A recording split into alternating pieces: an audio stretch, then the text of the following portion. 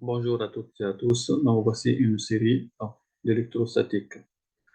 Elle traite des exercices des forces et des champs électrostatiques.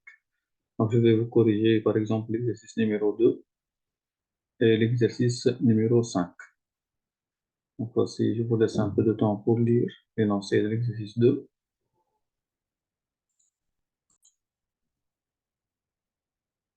Donc, qu'est-ce qu'on nous dit dans l'exercice numéro 2? Donc, la molécule de dichlore, c'est-à-dire Cl2, est constituée de deux atomes de chlore dont les noyaux comportent 17 protons.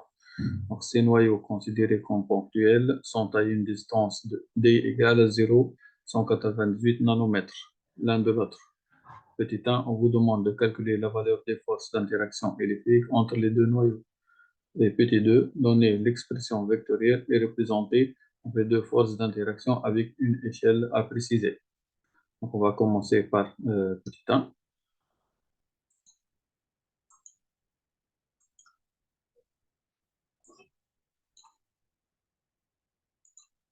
Pour cela, on va faire un petit schéma.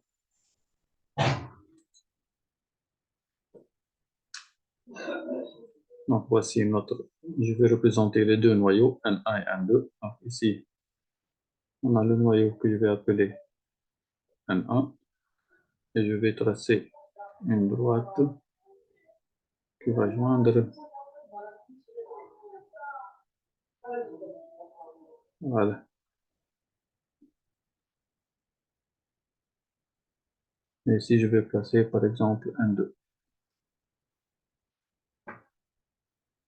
Donc, ici, on a une charge Q et ici, on a la même charge Q. Donc, ça, c'est la distance D. Et on va donc maintenant, on vous demande de déterminer la valeur des forces. Donc, on a, comme nous dit la loi de Coulomb, donc premièrement, donc valeur. Ici, la valeur, on vous demande la valeur. Donc, F de N1 sur N2 égale F de N2 sur R1. Donc, puisque les indices n'ont plus d'importance ici, donc on va la noter tout pour F. Et on va appliquer la loi de Coulomb. Donc, qu'est-ce qu'elle nous dit? Donc, valeur de F égale la constante K fois, donc on va écrire, donc, donc Q1, Q2 en valeur absolue sur la distance D au carré. Or ici, Q1 égale Q2 égale Q. On va noter Q. Donc, c'est-à-dire, on va avoir donc la valeur de la force F égale K Q sur D de tout au carré. On va commencer l'écriture comme ça. Donc, on passe directement à l'application numérique. Donc, application numérique, on a norme de F ou bien valeur de F, ça sera 9 10 à la puissance 9 fois. Donc, la charge, c'est donc 17 protons. Donc, c'est-à-dire 17 fois 1,6 10 moins 19 au carré. Donc, 17 fois la charge d'un seul proton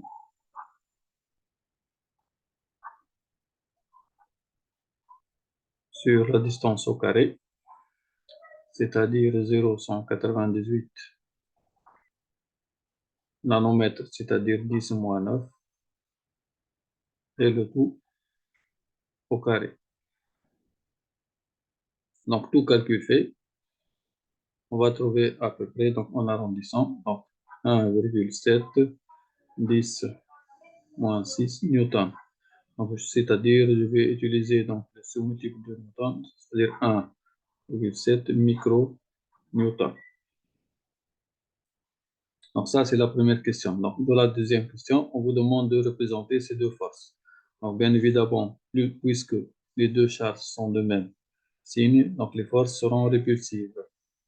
Donc, on a F de N1 sur N2, donc et F de N2 sur N1, donc sont deux forces répulsives, c'est-à-dire ici, on va avoir une flèche comme ça, et ici, une flèche comme ça. Donc, on va maintenant préciser les choses.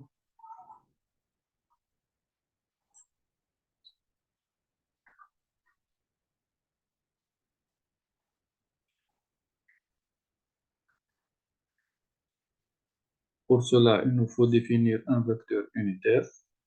Donc, je vais le schématiser par la couleur bleue. Et donc, son point qui s'oriente de N1 vers N2. Voici le vecteur unitaire U.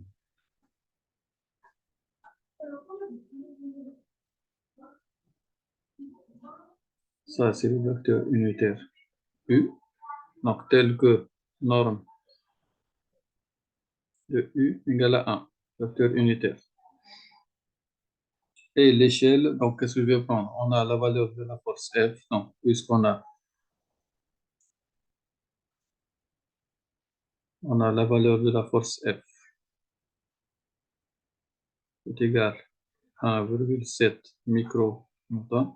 C'est-à-dire, donc, plus simple, je vais prendre 1 cm pour 1,7 micronewton. C'est-à-dire, je vais avoir ici une longueur de 1 cm et ici une longueur de 1 cm. Donc, maintenant, je vais schématiser les forces par une couleur noire. 1,7 cm. Donc, je vais faire à peu près ici. Donc, 1,7 cm, à peu près, c'est voilà, comme ça.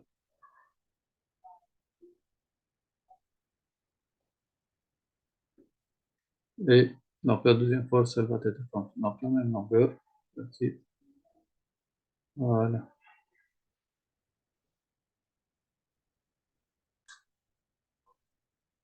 Ça, c'est la force du noyau 1 sur le noyau 2.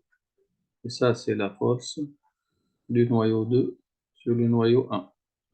Et cette distance-là, c'est 1,7 cm. Celle-là aussi, 1,7 cm. Bien évidemment, il faut que ce vecteur-là soit 1 cm. C'est un vecteur unitaire. Une unité de mesure, c'est-à-dire 1 cm. Donc ça, c'est pour l'exercice 1. On va passer maintenant à l'exercice 2. Passons à l'exercice 5. Donc, qu'est-ce qu'il nous dit? Exercice 5. Une particule chargée située dans un champ électrique de valeur 5, 10 à la puissance 5 volts par mètre, donc, est soumise à une force électrique de sens opposé au vecteur champ électrique et de valeur donc 8, 10, moins 14 newtons. Donc, premièrement, petit a, donner l'expression de la force électrique. Puis, petit b, représenter le champ et la force électrique. Donc, deuxièmement, petit a, calculer la valeur absolue de la charge électrique. Et enfin, quel est le signe de cette charge et si on pourrait l'identifier. D'accord? Donc, on va passer. Donc, voici l'exercice numéro 5. Donc,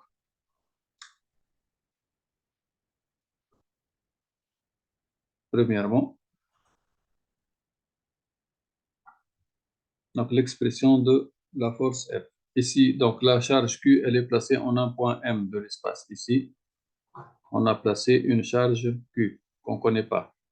Donc, cette charge, elle va subir une force. Donc, on va l'écrire en fonction du champ électrique E. Donc, F sera égal Q fois E au point M.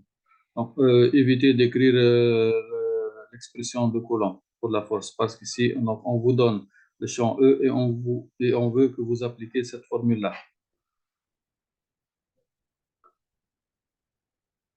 Donc, petit b. Donc, on vous demande de représenter les deux forces, donc les deux vecteurs E et F. Donc, ici, on a norme de E égale 5, 10 à la puissance 5 volts par mètre. Donc, je vous rappelle que volt par mètre, c'est aussi le newton par coulomb. C'est la même chose. Et on a norme de F égale 8, 10 moins 14 newton. Donc, on va prendre ici, par exemple, une échelle. Donc, 1 cm. Ici, on va prendre 1 cm. J'ai le droit de prendre la même échelle. Donc, 1 cm pour toute cette valeur-là. Donc, 5, 10 à la puissance 5 newton par coulomb ou volt par mètre. Et ici, par exemple, pour faire une distinction, donc je vais prendre 1 cm. Ici, on va prendre 1 cm. pour 4, 10 moins 14 newtons. C'est-à-dire, donc, ce vecteur-là, le champ E aura une longueur de 1 cm et ce vecteur-là aura une longueur de 2 cm. Ici, au point M, et les deux vecteurs sont opposés, c'est-à-dire si je représente le vecteur E 1 cm comme ça, donc je suppose que ça est égal à 1 cm, voici le point.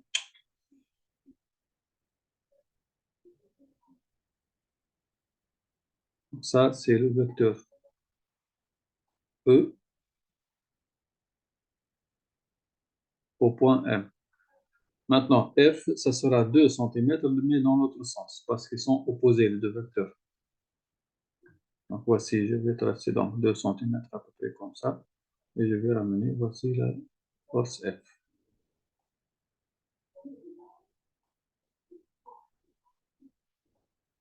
C'est tout. Donc ça, c'est la question petit 1b.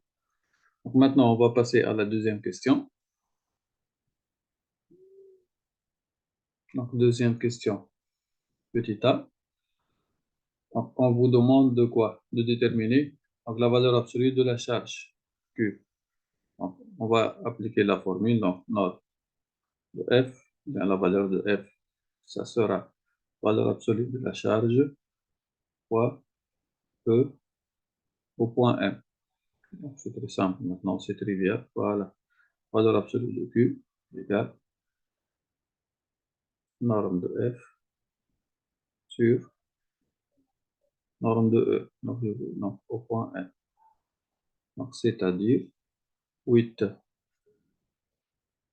10 moins 14 sur 5, 10 à la puissance 5.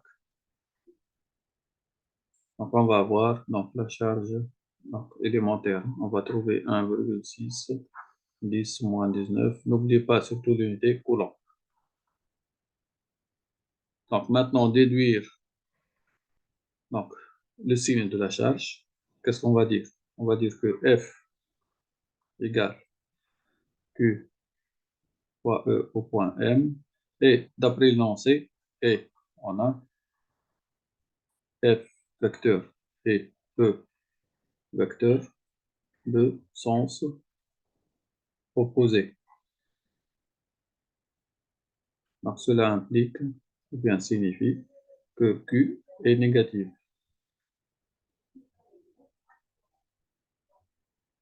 Voici ça, c'est la réponse à la question. Donc, c'est-à-dire, on aura Q égale moins 1,6, 10 moins 19 coulombs. Et on connaît la charge de la particule qui a cette charge-là. Donc, Q est un électron.